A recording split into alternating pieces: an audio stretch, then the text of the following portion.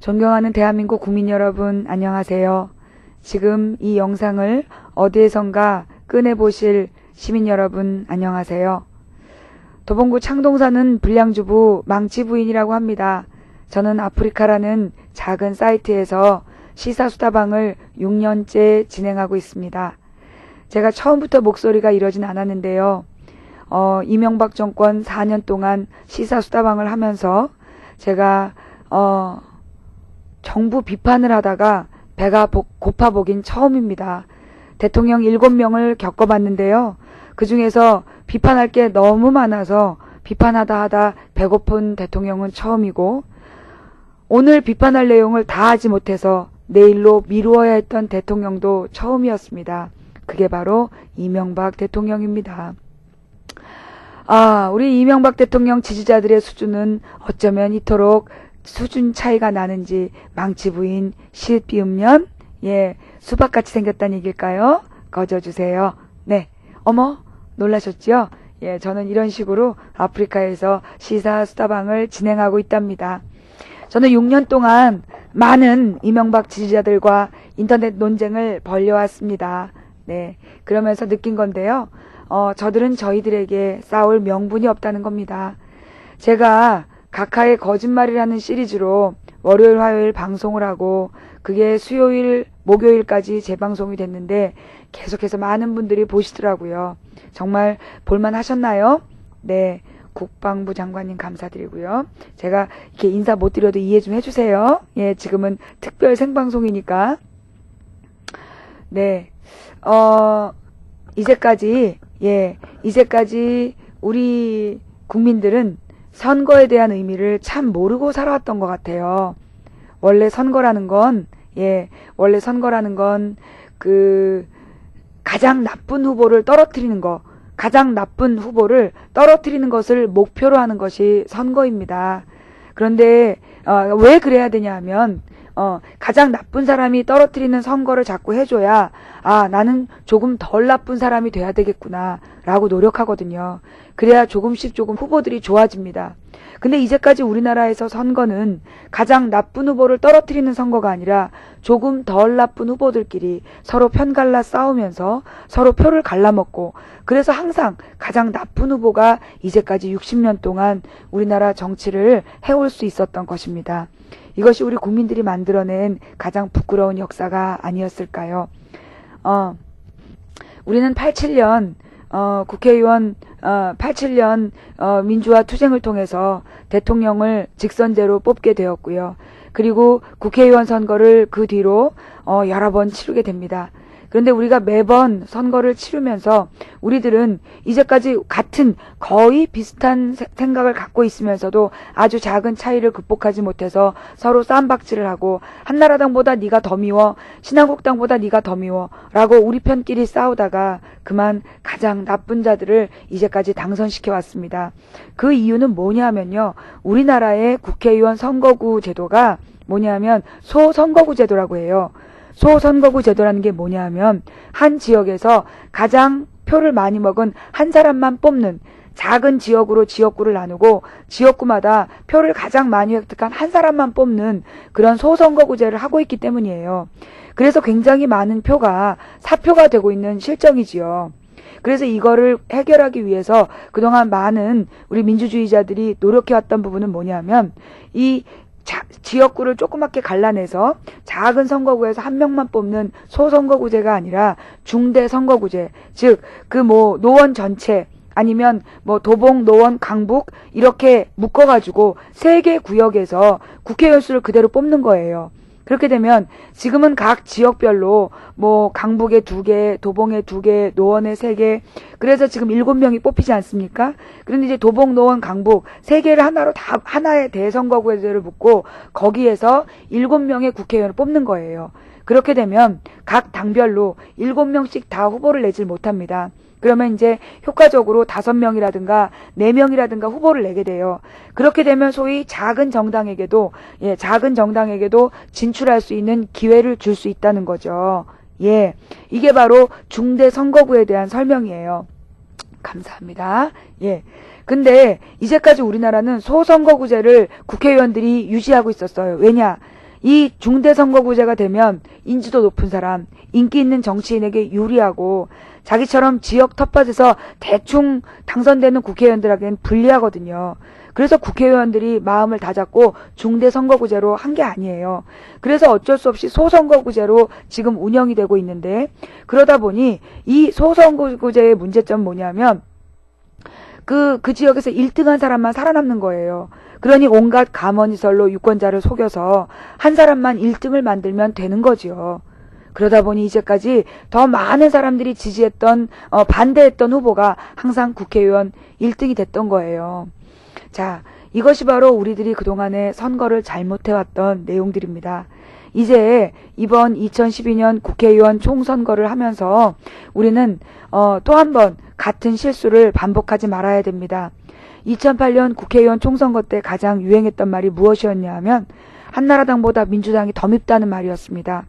저는 그렇게 말하는 사람들이 대부분의 우리 국민이고 진보 정당들을 지지하는 사람들인 줄 알았어요. 그런데 알고 보니까 그것들은 대부분 한나라당 지지자들이었던 겁니다. 왜냐하면 한나라당보다 민주당이 더 밉다, 우리는 진보정당을 지지할 거다 라고 얘기했던 유권자들이 했던 말과는 달리 실제로 2008년 총선거에서 대다수 170석 이상을 차지했던 정당은 한나라당이었습니다. 한나라당은 가장 나쁘고 욕할 필요도 없다라고 얘기했던 사람들이 어찌된 일일까요?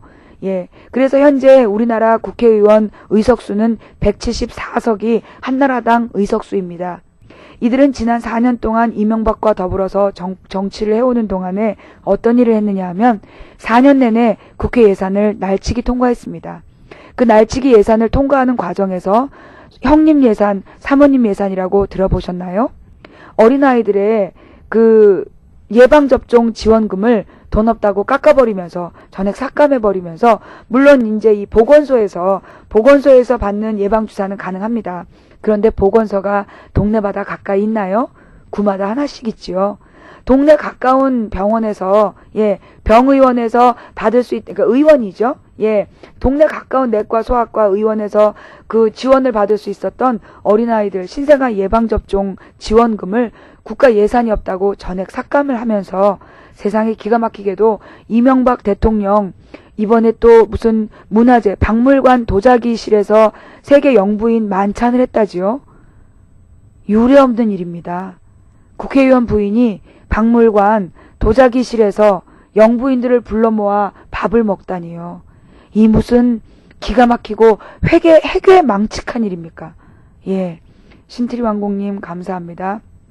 하여튼 그 김윤옥이라는 대통령 영부인의 취미활동 한식 세계화 사업이라는 사업을 위한 예산은 무려 330억이 책정되어 있었다고 합니다.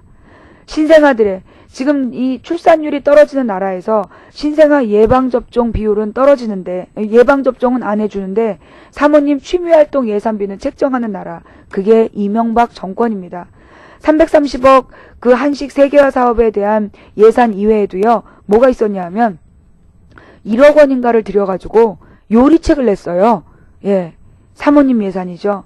사모님의 취미활동으로 사모님의 요리를 책으로 엮어낸 요리책까지 1억 원을 들여서 냈답니다. 그럼 우리 사모님의 요리 솜씨는 어떤지 아시나요? 그게 2010년 추석 때였던가 그랬어요. 그때 우리 국민들이 배추값이 배추 한 포기에 12,000원까지 올라가가지고 폭동 전야까지 갔었던 그 명절에 청와대에서는 철없이 대통령 지지율이 국민 지지율이 50%에 달한다라고 거짓 보도를 하게 됩니다. 이에 열받은 국민들이 물가 인상에 대한 분노를 모든 뉴스 게시판이나 이런 데에 해퍼붓게 되죠. 그러자 청와대에서 급수습에 나서요. 뭐라고 얘기를 하냐면, 영부인께서 대통령 각하에게 말씀하시기를 영부인이 직접 마트에 가보니 배추값이 너무나 비싸더라. 얼마나 이 비싼 배추값에 국민들이 신음을 하겠느냐라고 걱정 어린 말씀을 각하에게 전하자, 각하께서는 앞으로 내 밥상에는 양배추 김치를 올리시오 라고 했다는 그 이야기를 자랑스럽게 청와대에서는 보도자료로 뿌렸던 것입니다. 배추와 양배추 김치. 대한민국 국민 적어도 예비역 군대에 갔다 온 예비군들은 양배추 김치에는 손가락 하나를 대지 않는다고 하죠. 왜냐하면 양배추 김치의 섬유질은 소금에 절여지질 않는답니다. 그래서 김치가 될 수가 없는 거예요. 그래서 그냥 이 양배추 고추 버무림 정도로 해서 양배추 김치라고 우기는 거거든요. 김윤옥 여사의 요리 솜씨가 얼마나 형편없었으면 양배추 김치를 배추김치 대신에 올려라 라고 이야기했을까요? 더 웃긴 것은 나중에 확인해보니 그 당시 양배추 값이 배추값보다 비쌌다지요.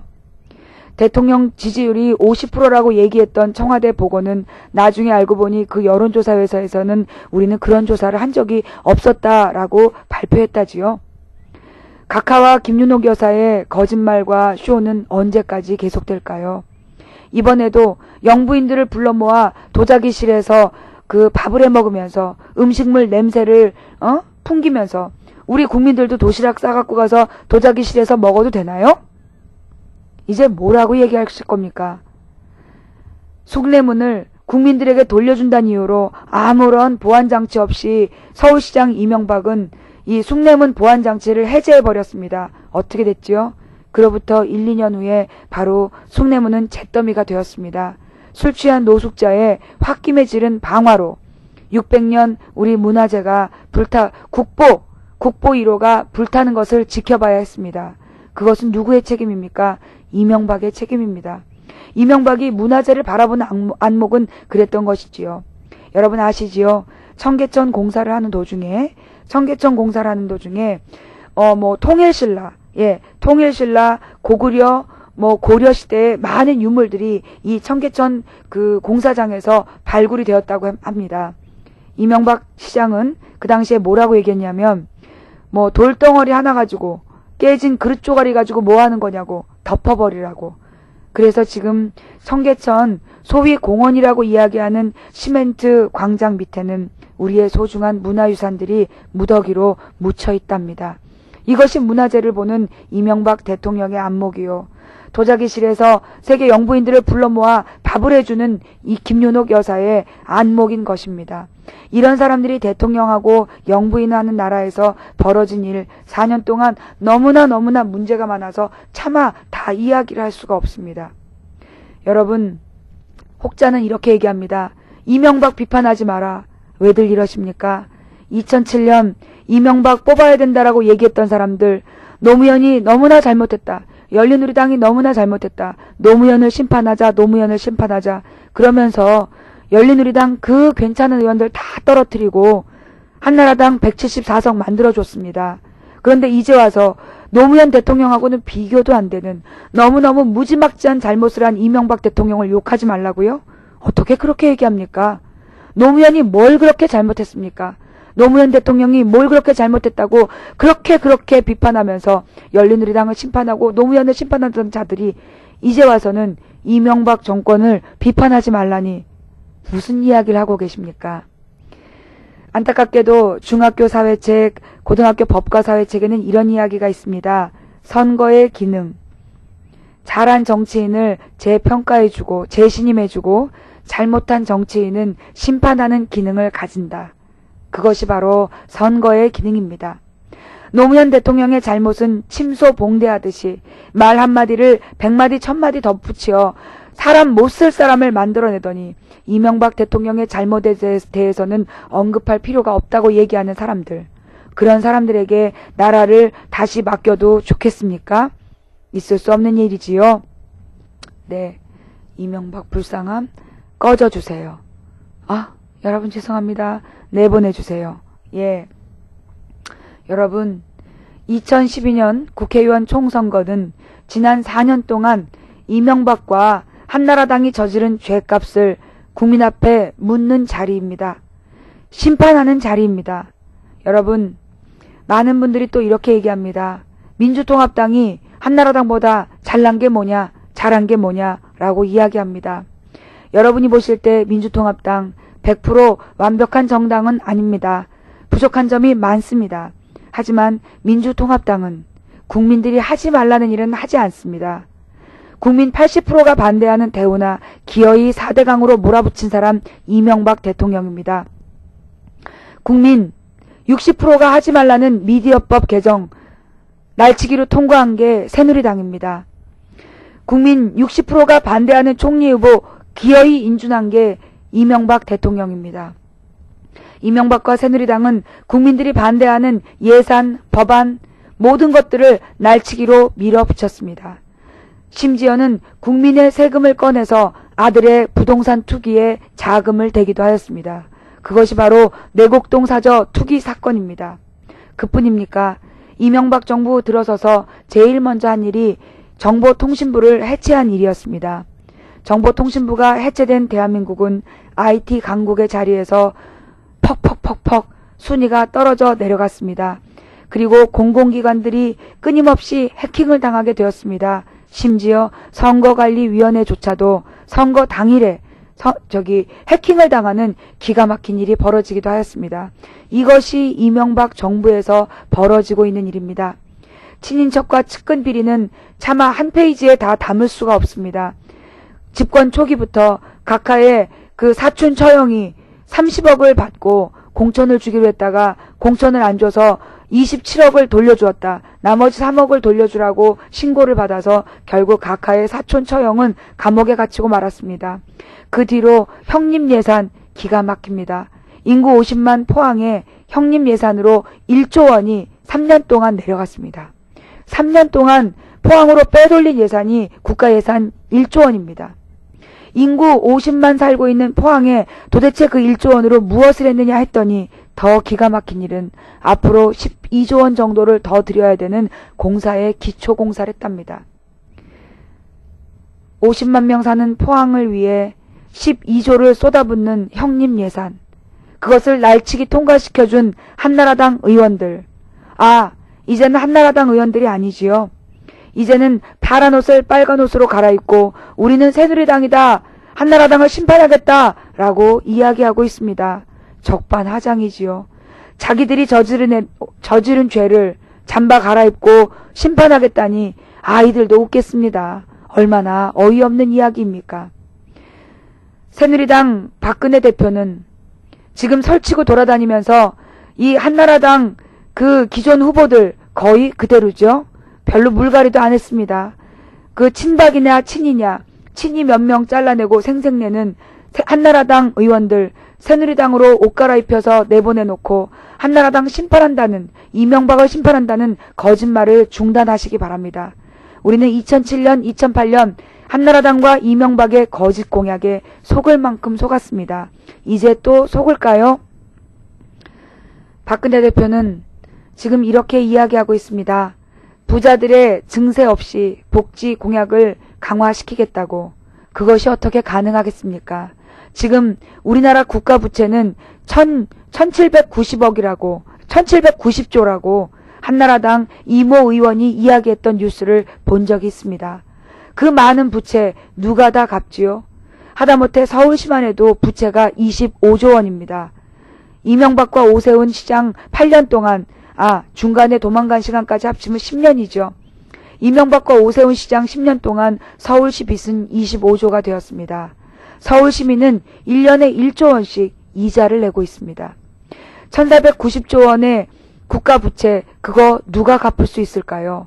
이렇게 국가 부채가 늘어나고 있는데도 대통령은 부자들에게 세금을 깎아주었습니다. 여러분 들어보셨나요? 법인세 인하라고. 재벌들에게 수조 원의 세금을 깎아주었습니다. 그리고 종부세 인하라고 들어보셨나요? 재벌들에게 수십조 원의 세금을 깎아주었습니다. 그래놓고 우리 서민들에게는 작년 한 해 동안 기름값 하나를 인상해서 벌어들인 유류세 추가분이 4조 원이랍니다. 이게 무슨 얘기냐면요. 여러분들이 기름 1리터를 구매하실 때 2천 몇백 원을 2천 원 정도를 주고 지금 기름을 넣고 계십니다. 근데 2천 원 이상의 기름값에 800원 이상이 세금입니다. 근데 이 세금이 정액이 아니라요. 정해진 액수가 아니라 기름값이 올라가면 세금이 같이 올라갑니다. 왜냐하면 퍼센트로 정해진 세금이기 때문입니다. 작년에 우리나라 정유사들은 국내 최대의 이익을 남겼습니다.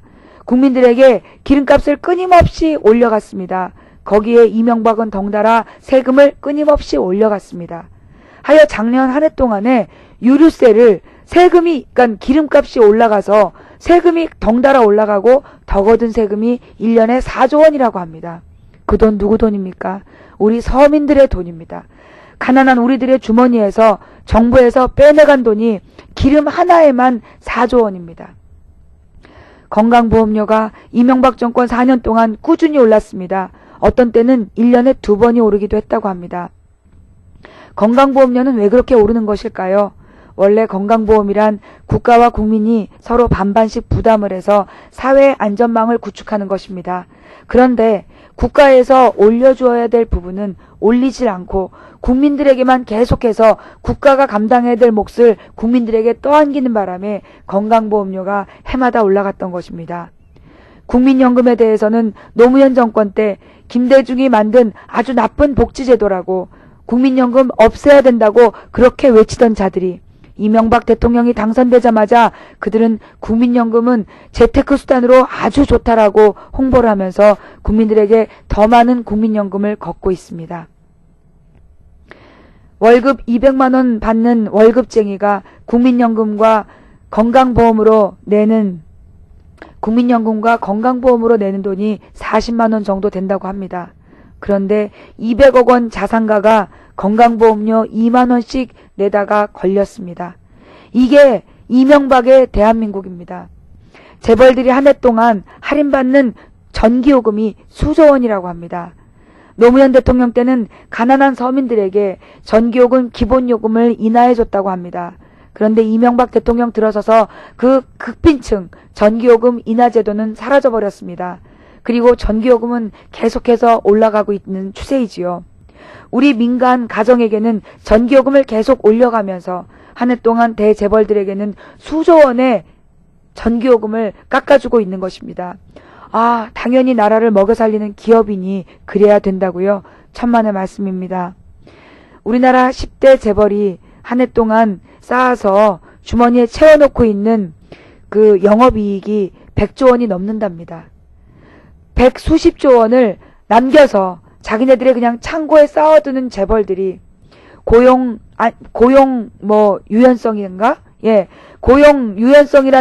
유연성이란 이름으로 정규직을 비정규직으로 바꿔서 임금을 깎아내리고 3명 시키던 일을 2명에게 시키면서 그 불법적인 과대 노동을 시키고 있고, 그러면서 기업은 목이 마르다라고 이야기하고 있습니다.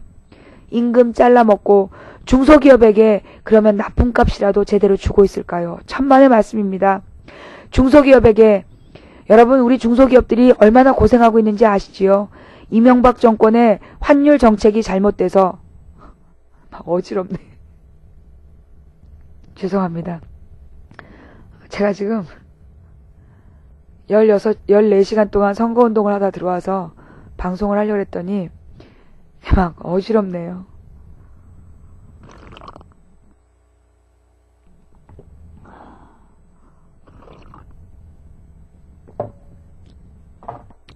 여러분, 이명박 정권 들어서서 강만수 경제팀이 했던 경제정책을 알고 계신가요? 강만수 경제팀에서 한 정책은 한마디로 저금리, 그 다음에 고환율 정책이었습니다. 예, 저금리 고환율 정책으로 물가 인상을 부추겼던 겁니다. 무슨 얘기냐면, 예, 금리를 저금리로 유지해서 대출을 계속해서 할 수 있게끔 대출 이자를 낮게 유지하는 그런 정책을 폈던 것입니다. 누굴 위해서요? 아, 가난한 서민들 대출 받으라고요? 아니요. 대출 받아서 아파트 여러 채 사는 부동산 투기범들, 그들을 위해서 저금리를 유지했던 겁니다. 문제는 금리가 낮아지니 시중에 풀린 돈이 많아지고 시중에 통화화폐량이 늘어나면 물가가 올라간다라고 고등학교 경제교과서에는 나와 있습니다. 물가 인상이 왜 이명박 탓이냐라고 많은 분들이 이야기하시지요. 이명박 정부 들어 물가 인상은 분명히 이명박 잘못입니다. 왜냐하면 이명박의 저금리 정책을 3년 이상 펼쳐왔기 때문입니다. 저금리로 시중의 통화량이 늘어나면 이 늘어난 통화량은 반드시 물가 인상이라는 무서운 폭풍이 되어 부메랑이 되어 돌아오는 것입니다.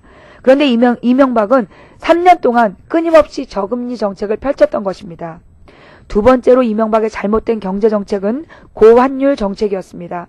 쿨한 고양이님 고맙습니다. 고환율 정책이라는 건 뭐냐 하면 수출업자들, 즉 이 조립을 해서 세계로 수출하는 대기업들이 그 달러를 벌어와서 그들이 원화로 교체할 때 더 많은 돈을 주기 위해서 1달러당 주는 우리나라 돈을 더 많이 책정한 고환율 정책입니다. 전 세계의 달러 가치가 하락해 가던 시절에 우리나라에서만 초지일관 고환율 정책을 펴서 수출업자들에게 유리하기 위해서라고 이야기했습니다. 어머, 그러면 국내 수출업자들이 많은 이익을 받겠다고요? 천만의 말씀입니다. 이것은 대기업만을 위한 특혜 조치였던 것입니다. 왜냐하면 우리 중소기업들은 해외에서 그 비싼 고환율로 우리 돈 많은 돈을 국내에서 대출을 받아 비싼 달러를 교체를 해서 그 돈으로 외국에다가 원자재 값을 주고 원자재를 수입했어야 됐던 겁니다. 원자재 값이 인상되는 바람에 우리 중소기업들은 생산 비용이 엄청 올라가게 된 겁니다. 생산 비용이 올라가면 당연히 납품가도 올라가야 되겠죠. 그러나 우리 대기업, 삼성, 현대를 비롯한 대기업들은 어떻게 했는지 아십니까? 납품가 인상은 중소기업에서 알아서 할 문제이다. 우리도 어렵다. 라고 이야기하면서 그들은 중소기업에게 제대로 된 납품값을 지급하지 않았습니다. 더 웃긴 것은 납품값을 제때에 지급하지도 않았습니다. 그래서 중소기업들이 납품값이 들어오기를 기다리다 도산을 해갔던 것입니다. 그래놓고 대기업은 국민들에게 소비자 값을 책정할 때는 비용 인상이라고 소비자 가격을 끊임없이 올려왔던 것입니다. 이 얼마나 기가 막힌 말도 안 되는 짓거리입니까? 이것은 정부에서 나서서 대기업을 엄격하게 규제하고 부당 이득에 대해서 이 중소기업에게 나누어줄 수 있도록 규제를 했어야 됐던 내용입니다. 그러나 이명박 대통령의 경제정책은 신자유주의 정책입니다. 신자유주의 정책이란 무엇이냐? 정부의 재벌 규제를 줄이고 잘 나가는 국영 기업들을 민영화, 일반 주주들에게 팔아버리고 그러면서 오로지 재벌들의 이익을, 재벌들이 성장하면 국가의 경제 규모가 커진다라고 주장하는 것이 신자유주의 경제정책입니다. 이명박의 경제정책은 한마디로 철저한 신자유주의 경제정책이었습니다. 전 세계가 신자유주의인데 뭐가 문제냐고요? 아닙니다. 2007년 미국에서 서브프라임 모기지 사태 이후로 2008년 리만 브러더스 사태까지 벌어지게 돼서 미국을 비롯한 전 유럽과 세계에서 그 신자유주의 반대 노선을 채택하게 됩니다. OECD 대부분의 국가들이 반신자유주의 노선을 선택하고 은행을 국영화하는 정책 등 기타 등등 국가에서 규제를 강화하는 방향으로 나아갈 때 오로지 신자유주의 한 길로 달려가신 분이 이명박 대통령이었습니다. 그로 인해서 지금 대한민국 국민들은 이렇게 살인적인 물가를 경험하고 있는 것입니다. 기름값뿐만이 아니지요. 물가 인상도 그래서 일어난 것입니다. 중소기업들은 이 허리를 졸라매다 안 돼서 정규직들을 비정규직으로 바꾸고 비정규직도 줄이다 안 돼서 이제 외국인 노동자들에게 한 사람에게 세 사람 일을 시키면서 중소기업이 생존책을 강구하고 있습니다. 잘못된 나라입니다. 바로잡을 수 없을까요? 아닙니다. 우리나라도 재벌에게 선진국처럼 똑같이 규제를 하고 선진국처럼 똑같이 임금을 주라고 하고 선진국처럼 똑같이 노동 규약을 지키라고 하면 대한민국은 좀 더 살만한 나라가 될 수 있습니다. 여러분, 이명박은 반값 등록금, 반값 아파트, 무상보육, 어마어마한 공약들을 내세웠습니다. 그리고 당선되자마자 이렇게 이야기했습니다. 표를 얻기 위해서는 무슨 말을 못하느냐. 이명박의 공약은 빌공짜 공약입니다. 그러나 우리 야당의 공약은 빌공짜 공약이 아닙니다. 야, 이명박이 무상보육한다고 너네도 무상보육하냐? 이명박의 무상보육과 민주통합당의 무상보육은 질적으로 다릅니다. 또한 우리는 이번에 아주 단기간 안에 뚝딱 무상보육을 이루어내겠다는 것이 아닙니다. 우리 민주통합당이 추구하는 정책의 방향은, 우리 야권연대 단일 후보들이 추구하는 정책의 방향은 국가에서 부자들이 좀 더 세금을 내서 더 가난한 서민들 다수에게 반값 등록금을, 무상보육을, 무상급식을 실현해 줄 수 있는 그런 나라로 가자라는 것입니다. 무엇보다 가장 좋은 복지는, 최선의 복지는 좋은 일자리라는 말이 있습니다. 우리 국민에게 가장 필요한 것은 좋은 일자리입니다. 어떤 일자리냐고요? 기계보다는 사람이 일할 기회를 많이 주어야 합니다. 저는 얼마 전 제가 자주 가던 극장에서 놀라운 광경을 목격했습니다. 창구마다 직원들이 줄지어 서서 관객들에게 이 표를, 그 영화 관람권을 팔고 있던 부스가 모두 기계로 바뀌어진 모습을 보게 되었습니다. 물론 이 관람객들은 기계에 가서 자기 카드나 이런 것들을 가지고 관람권을 얻는 게 더 편해졌는지는 모르겠습니다. 그러나 그만큼 그 자리에 서 있던 일자리, 젊은 청년들의 일자리가 사라져버린 것입니다. 지금 대한민국의 청년들의 실업 문제는 아주 심각한 사회적인 문제가 될 것입니다. 여러분, 이 10년 전까지만 해도요, 우리나라의 모든 토건업자들이 아파트만 지으면 경제가 산다고 거짓말했습니다. 그러면서 작은 평수 아파트보다는 33평, 그것이 서민형 아파트라고 그렇게 지어댔습니다. 문제는 지금 33평 아파트를 살 수 있는 젊은 청년들이 없다는 겁니다. 대학을 나와도 취직이 안 돼 대학원을 나오고, 대학원을 나와도 취직이 안 돼 박사학위를 땄지만 보따리 장사로, 강사로 지방대학을 전전해야 되는 우리 청년들입니다. 고학력 실업자들이 너무나 많아지다 보니까 지금 소위 33평 서민형이라는 아파트를 구매할 수 있는 청년 수요자들이 사라진 것입니다. 그것이 지금 이 경기 침체의 경기 침체의 원인이 되고 있는 것입니다. 이 모든 문제를 풀어가는 가장 기본은 일자리입니다. 대기업이 자기 공장에 와서 일하는 노동자들을 자기 회사에서 뽑아야 됩니다.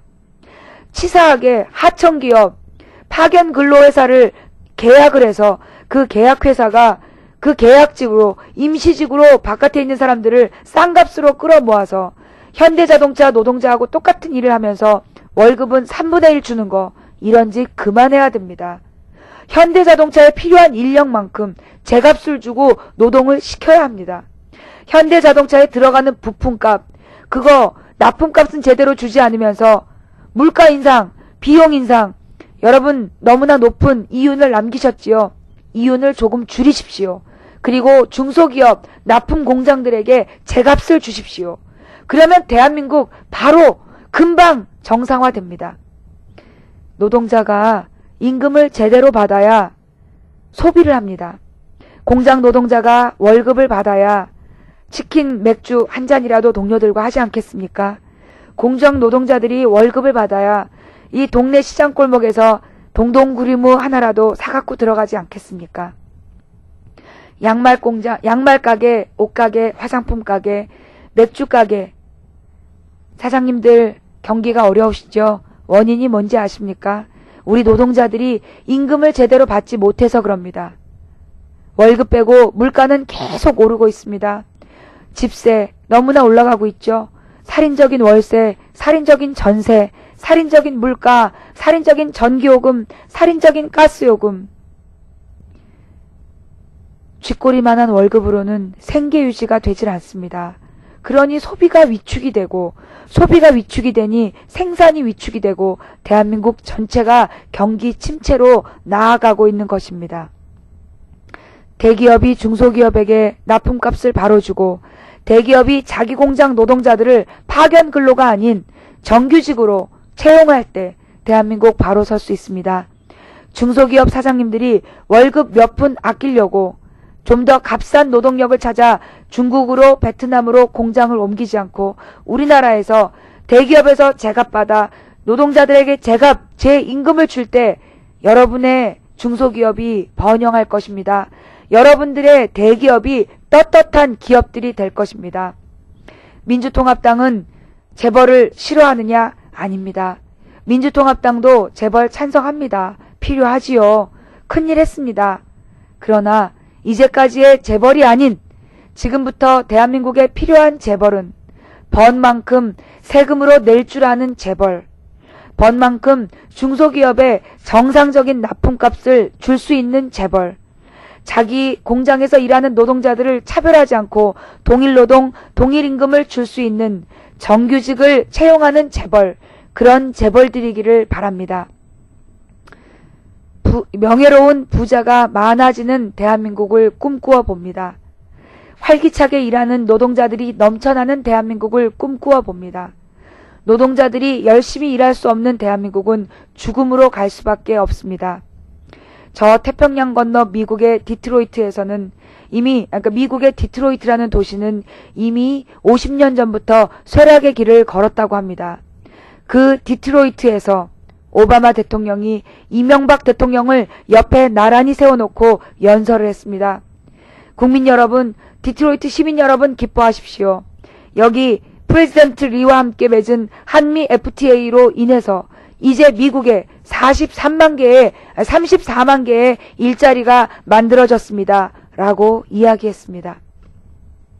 한미 FTA, 어떻게 미국에는 30만 개 이상의 일자리가 만들어졌을까요? 어떻게 우리에게는 일자리가 늘어난다는 이야기가 없을까요? 한EU FTA가 체결되고 이명박 정권에서는 신나게 TV 광고를 했습니다. FTA가 성사되면 장바구니 물가가 내려가고 일자리가 늘어나는 경제 활성화의 시대가 열립니다. 한EU FTA가 통과된 지 10개월이 넘었습니다. 일자리 늘어났다는 이야기 들어보셨습니까? 한미 FTA가 벌써 시행되고 있습니다. 미국에서는 30만 개 일자리가 늘어난다는데 우리나라에서는 한미 FTA로 일자리 늘어난다는 이야기가 없습니다. 도리어 지금 축산 농가에서 농민들이 차라리 돼지와 같이 굶어 죽겠다 선언하고 있습니다. 어느 날은 소를 몰고 올라오고 어느 날은 돼지를 몰고 올라오면서 축산 농가들이 망해가고 있습니다. 농민들은 쌀을 불태우고 있습니다. 어찌된 일일까요? 대한민국 이명박을 대통령 만들면 부자 될 줄 알았습니다. 그런데 이게 웬일입니까? 나라가 처음부터 끝까지 모조리 뒤 흔들리고 있습니다. 많은 사람들은 한나라당, 새누리당을 보수라고 생각합니다. 그들은 보수라는 이름을 받을 자격이 없습니다. 보수란 사회를 안정적으로 유지 발전시키는 세력을 지칭합니다. 진보란 지금에 안주하기보다는 좀 더 발전적인 방향으로 나아가기 위해서 오늘의 현실을 비판하는 사람들을 이야기합니다. 그런데 이명박과 새누리당은 어땠습니까? 사회를 안정적으로 보호하고 발전시켰습니까? 사회의 모든 안전망이 무너져 내렸습니다. 많은 장애인들이 등급을 재조정한다는 이름으로 장애인 혜택이 축소되었습니다. 극빈자에게 주어지던 혜택 또한 대폭 줄어들었습니다. 새로운 신생아들에게 주어지던 혜택 또한 줄어들었습니다. 우리 서민들의 삶에 도움을 주던 모든 것들이 사라지고 있습니다. 건강보험, 국민연금은 올라가고 있습니다. 전기요금, 가스요금, 기름값은 올라가고 있습니다. 월급 빼놓고 모든 것이 올라가고 있습니다. 그런데 내려가는 것도 있습니다. 부자들의 세금은 날로 내려가고 있습니다. 이번에 또 이명박 정권에서는 부자들에게 세금을 할인해주는 기간을 연장하겠다라고 감히 이 선거 기간에 발표를 하였습니다. 부자들에게 세금을 내려주고 어떻게 서민들을 위한 예산을 마련한다는 것일까요? 이명박 대통령은 지난 한 해 동안 4대강 사업 하나로 무려 42조 원을 말아 드셨습니다. 그런데도 지금도 얼만큼 더 돈이 거기에 들어가야 될지 모른답니다. 작년에 어설프게 16개 쌓아놓은 시멘트 댐들이 잘못된 시공으로 인해서, 잘못된 설계로 인해서, 아니 자연을 거스르는 못된 심보로 인해서 지금 이 콘크리트 시멘트 밑에 하상에 구멍이 나고 있답니다. 흙이 파이고 있답니다. 그래서 시멘트 구조물들이 덜 익은 상태에서 지금 준공식은 마쳤고 밑에 구멍은 나고 있어서 지금 무너져 내리고 있답니다. 곳곳에서 물이 새고 있답니다. 이명박의 4대강 사업 42조 원이면 국가 예산의 10%입니다. 그런 돈을 들여서 그런 미친 짓을 해놓고, 그리고 그 잘못된 4대강 사업에 대한 사후 복구 비용, 사후 유지 비용 누가 내야 됩니까? 우리가 내야 됩니다. 우리 국민들이 그 뒷감당을 해야 됩니다. 청계천 공원 만들어놨다고 전 세계에 홍보전단을 뿌렸습니다. 전 세계의 전문가들이 와서 보고 정말 으악 비명을 질렀다고 합니다. OECD 어떤 공원도 이토록 나무의 비율이 적은 공원은 없다.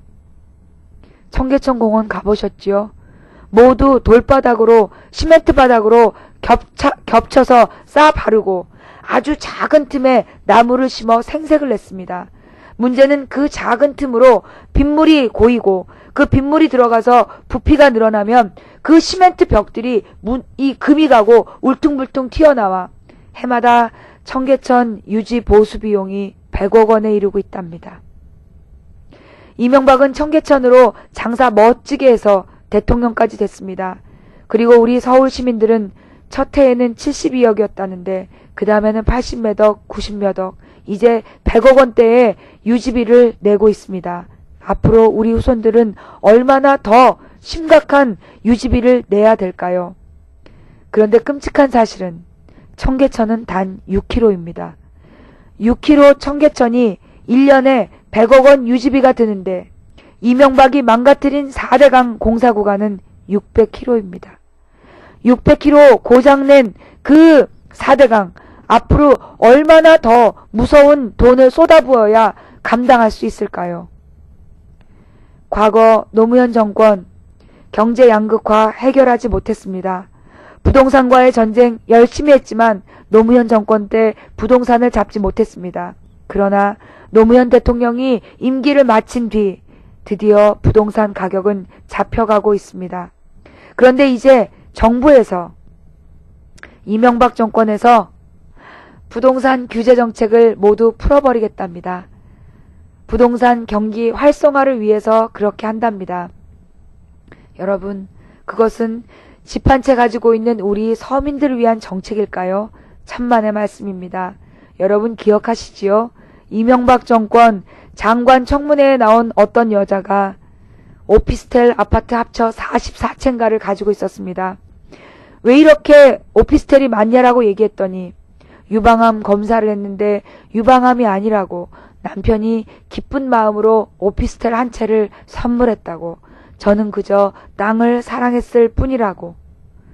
그런 사람들이 장관하고 국회의원 하는 나라에서 그들은 이제 자기들이 가지고 있는 수십 채의 아파트를 팔아 제끼기 위해서 아파트 규제 정책을 없애려고 하고 있습니다.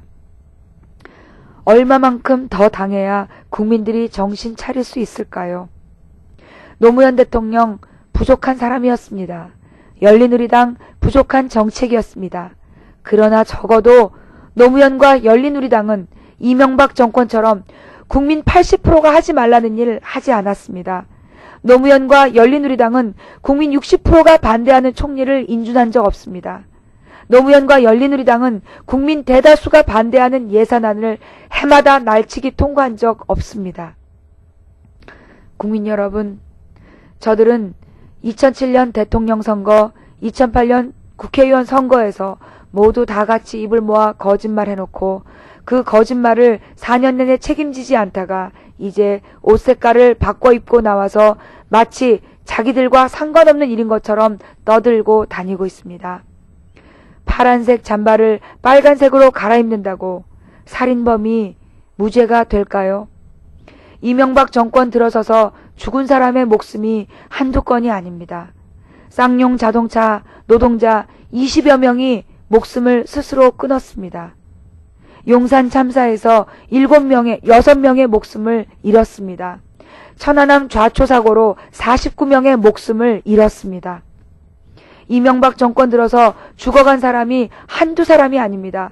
구제역 사태가 났을 때 이명박 대통령의 연평도에 묶여있는 군인들 때문에 공무원들이 과로를 하다가 굉장히 10명이 넘는 공무원이 10명이죠. 예, 굉장히 많은 공무원이 과로사를 했습니다. 그리고 무엇보다 이제까지 제가 7명 대통령을 겪어봤는데요. 굶어 죽은 예술가는 이명박 시대에 처음 봤습니다. 예술가로서 촉망받던 천재 예술가가 돈이 없어서 굶어 죽는 나라, 이것이 이명박 정권의 나라였습니다. 이명박 정권이 어떤 일을 저질렀는지 지금 두서없이 이야기했는데도 45분이 훌쩍 갔습니다. 정말 제가 자세히 하나하나 이야기해드리고 싶은데 시간이 모자랍니다. 이 연설을, 지금 이 녹화용 연설을 어느 유세차에서 틀어드린다면 누가 45분씩 듣겠습니까? 하지만 우리들은 아직 이명박 대통령의 잘못을 10분의 1도 이야기하지 못했습니다. 노무현 열린우리당에 대해서는 그토록 무섭게 들이대던 심판의 잣대를 왜 이명박과 새누리당에 대해서는 들이대지 말라고 이야기할까요? 열린우리당을, 노무현을 심판한다고 2008년 총선거에서 모든 언론이 떠들어대더니 왜 이번 선거에서는 사람 보고 뽑아라, 공약 보고 뽑아라, 그런 말을 하는 걸까요? 왜 4년 전과 이들은 이토록 달라졌을까요? 4년 전에는 아무리 좋은 사람일지라도 단지 노무현을 심판해야 된다는 이유로 떨어뜨려야 된다고 이야기했던 사람들이 4년 뒤에 이제 와서 사람 보고 뽑아라, 능력 보고 뽑아라, 공약 보고 뽑아라 라고 거짓말을 하고 있습니다. 국민 여러분, 2008년 국회의원 총선거는 투표율 47%였습니다.